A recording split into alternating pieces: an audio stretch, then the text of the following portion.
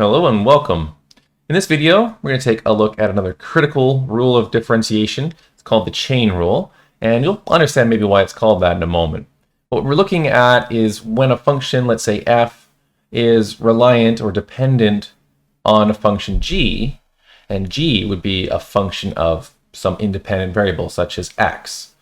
And we want to see how the rates of change of fg all depend on x. So here's a little illustration I've made. Maybe it'll help understand how you can think of it like the chain rule. I've drawn a chain on my bike here. So you can imagine I'm pedaling along. I've got my big chain ring in blue here with about 50 teeth on it. Now the teeth are all the way around that chain ring, and it pulls the chain. So as it moves forward one tooth, it pulls the chain forward one tooth. And then that chain connects to my rear cassette. And here I've got a cog with 10 teeth. And so every time that the chain gets pulled by the blue gear, it pulls the red cog by one tooth as well. And that's how we pedal a bike. You have your pedaling chain ring on the front, and then you've got your cassette full of cogs on the back. And I've just shown you a single chain ring on the front, 50 teeth, and a single cog on the back, 10 teeth. Okay, now let's suppose that I'm pedaling along here, and my front chain ring is spinning, all right? It's rotating. Let's say that x is the rotational displacement of the front chain ring, measured in number of rotations. Okay, well, let's say I've got a nice cadence going and I'm spinning this thing at 80 rotations per minute.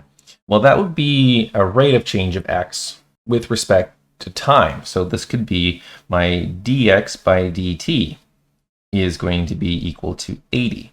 And that would be in rotations, units of x, per minute, units of time. Okay, now how fast is the rear cog going to be spinning? So let's say that y for this rear cog here is the rotational displacement.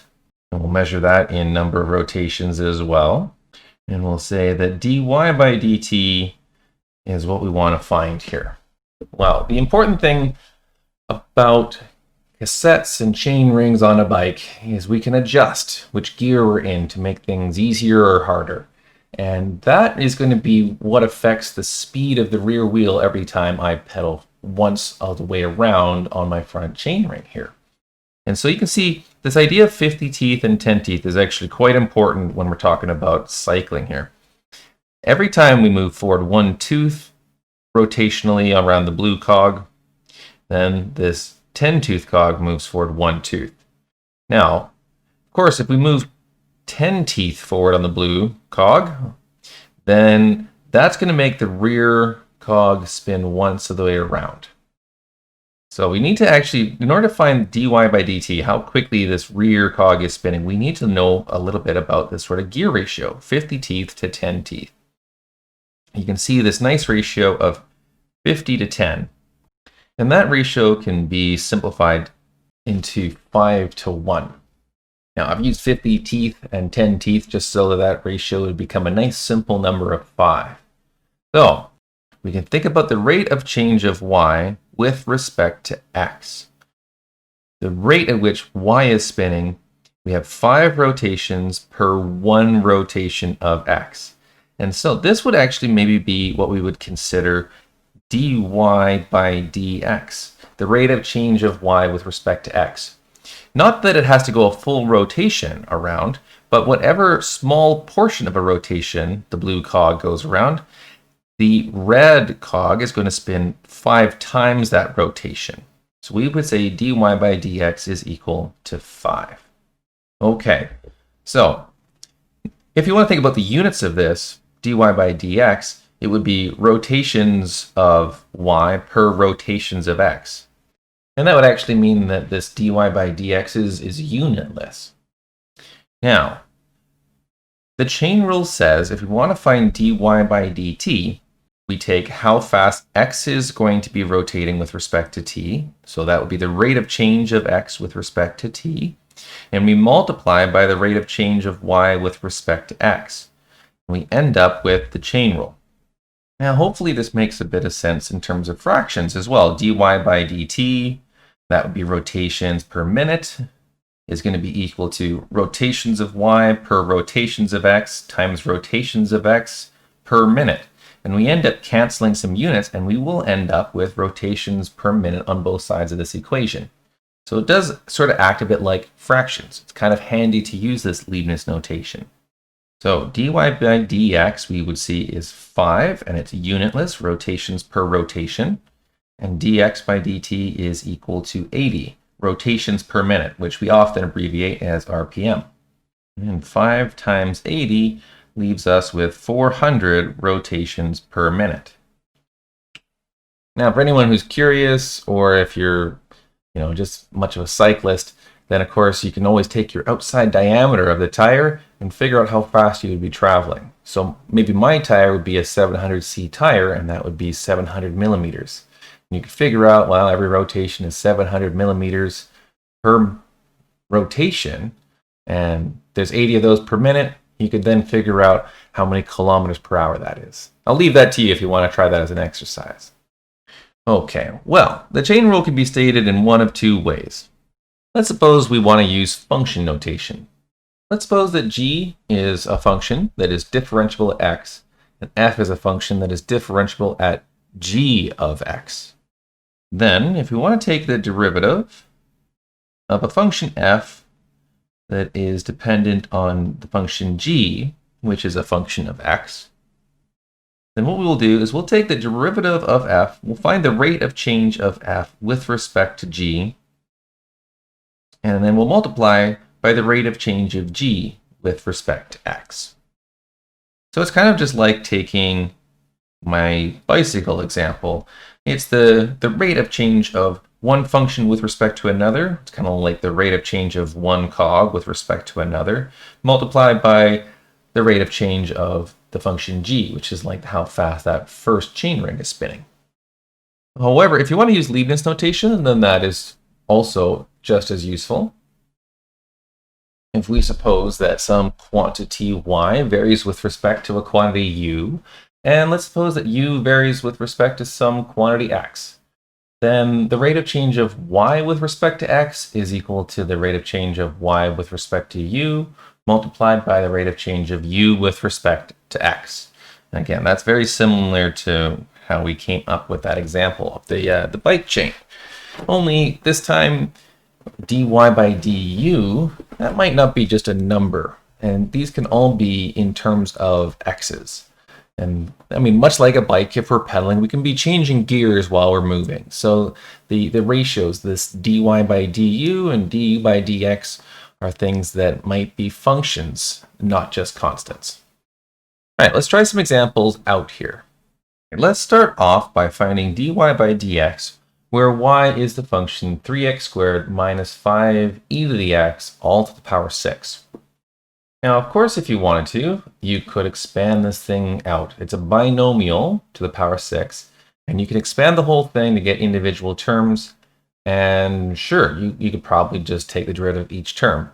But expanding out this binomial to the power 6 is going to be a little bit of work. So let's use the chain rule. Now you can think about this in one of two ways. You can either use function notation or you can use Leibniz notation. And oftentimes I use function notation, but let's just see how this looks in terms of Leibniz notation.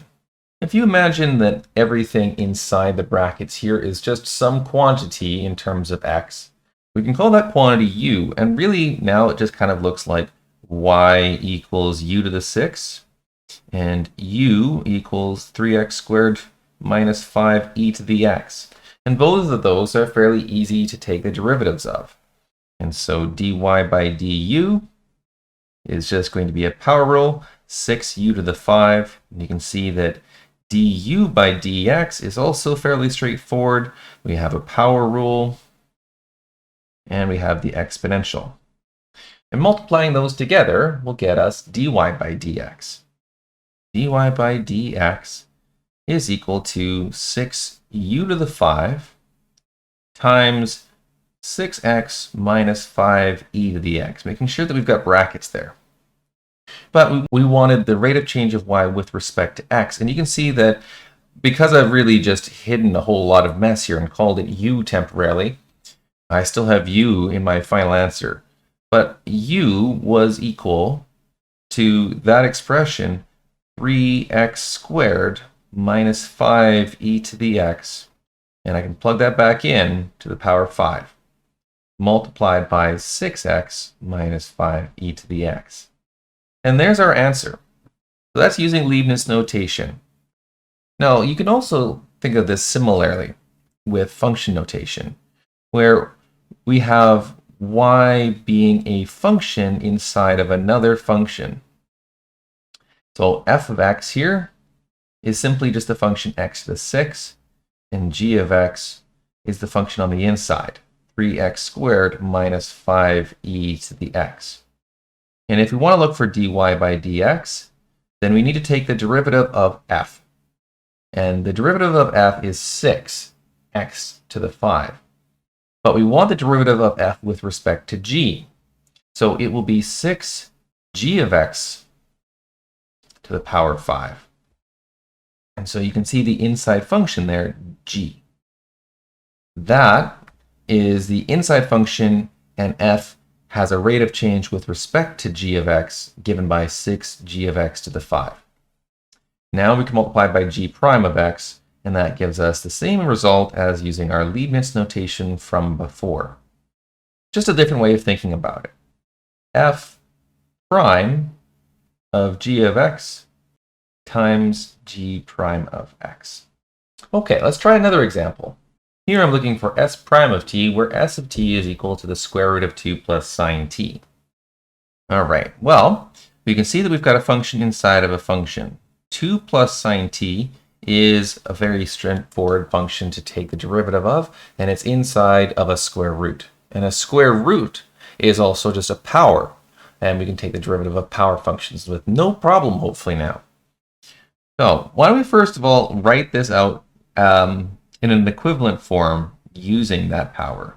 It would be all to the power of 1/2, the inside function 2 plus sine t. Okay, so the function on the outside f here is the root. The function on the inside g is 2 plus sine t. Now let's take the derivative. S prime of t is going to be f prime. Okay, so we'll take the derivative of the root here. The square root would be 1/2. And let's just call it stuff. The derivative of stuff to the 1/2 is 1/2 stuff to the minus 1/2. Okay, we're taking the derivative with respect to g, so make sure g stays exactly the same. Now, the chain rule. All of this component on the inside here, that is like our big chain ring. How fast is that spinning? We need to find the rate of change of 2 plus sine t with respect to t. And the derivative of 2 would be 0, and the derivative of sine t would be cosine t. And then simplifying our answer a little bit here, s prime of t can be written as, well, cosine t all over the 2 from the 1/2 and all over the root 2 plus sine t from the power of negative 1/2. And there we go. Now, it's a very nice result here that using the chain rule, if we ever take the derivative of any function raised to the power n, we apply the power rule, and we end up with n times f of x to the n minus 1, and then we apply the chain rule. So it's a very handy result. Now, there are very many small chain rules here that can happen without really necessarily being noticed. Something is very basic, even as just, let's say we want to find f prime of x, where f of x equals e to the 3x. Now, it doesn't look like very much. It's not intimidating at first glance, but there is something to remember here. That 3x is actually a function. It's a linear function, and it is being put inside of another function, which is the function e to the x, the natural exponential function. In fact, on many computer programs, you would have to write this as exp for exponential of 3x. And then it makes a little more sense. You've got these brackets here for the exponential function, and 3x is a function inside of it. So when we take the derivative and we want to look for f prime of x, that is going to be taking the derivative of e to the stuff. Okay, so the derivative of e to the g of x is still going to be e to the g of x. And it's very easy to think that we might be done at this point in time, but we're not quite done because we need to multiply by the derivative of the exponent. And the exponent in this case is a function, 3x, and it has a rate of change of 3 with respect to x.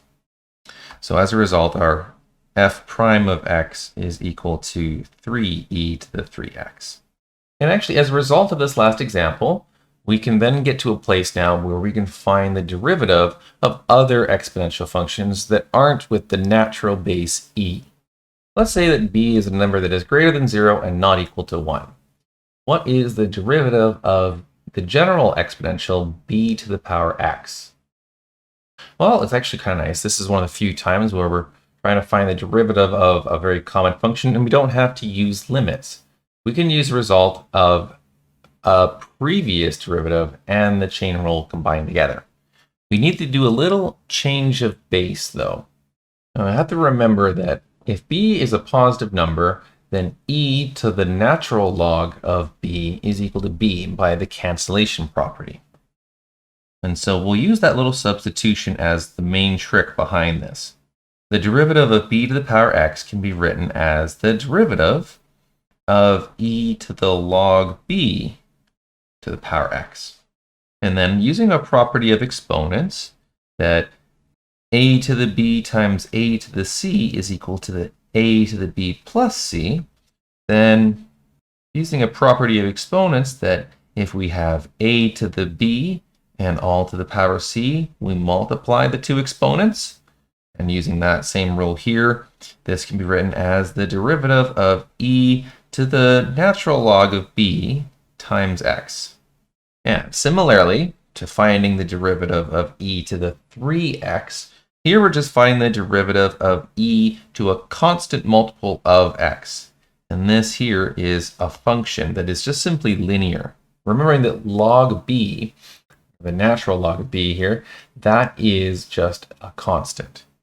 So the derivative of e, let's say just to the stuff, e to anything, that is just going to be the derivative of e to the same exponent.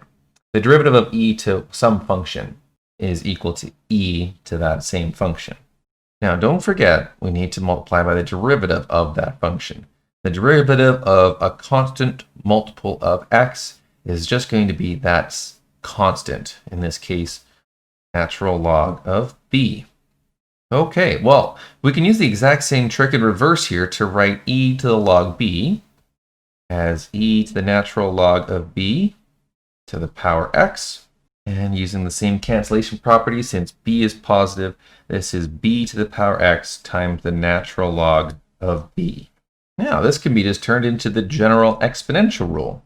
The derivative of b to the power x is equal to b to the power x times the natural logarithm of b, for b greater than 0. Now, as it turns out, this rule also works when b is equal to the natural base e, because then this little factor of the natural logarithm of e is just equal to 1. Now, let's just take a look at one last example, and let's involve a chain with another chain, or a function inside of a function. Now let's do one more example and see an example of when we might end up with a double chain rule. Okay, here's a function where we start off with a root. Inside the root, we have tangent cubed x plus 5. Now, how many layers are there? How many functions can you see that are sort of being manipulated inside one another?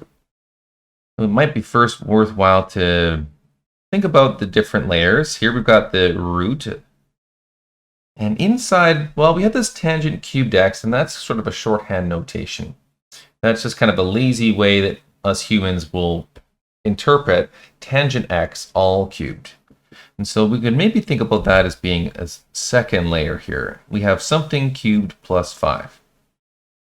And it's actually the function tangent x that is being cubed. So you can see there's really 3 layers, a root of a bunch of stuff. Then we've got some stuff cubed plus 5.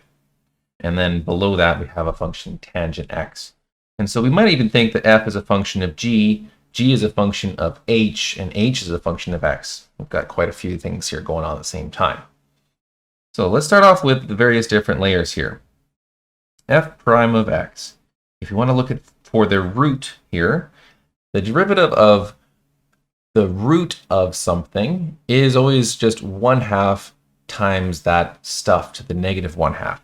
And once we've done this a few times, we know that when we take the derivative of root x, we end up with 1/2 x to the negative 1/2, and we tend to rewrite that as 1/2 root x. We could use that same shortcut here. Instead of x, we just happen to have a function of a function. So it'll be 1/2 times the root of the radicand. And now we're going to be looking at the function of something cubed plus 5, or stuff cubed plus 5. Okay, that's going to be our next part of the chain rule. We've only done the derivative of the outside function with respect to the inside function.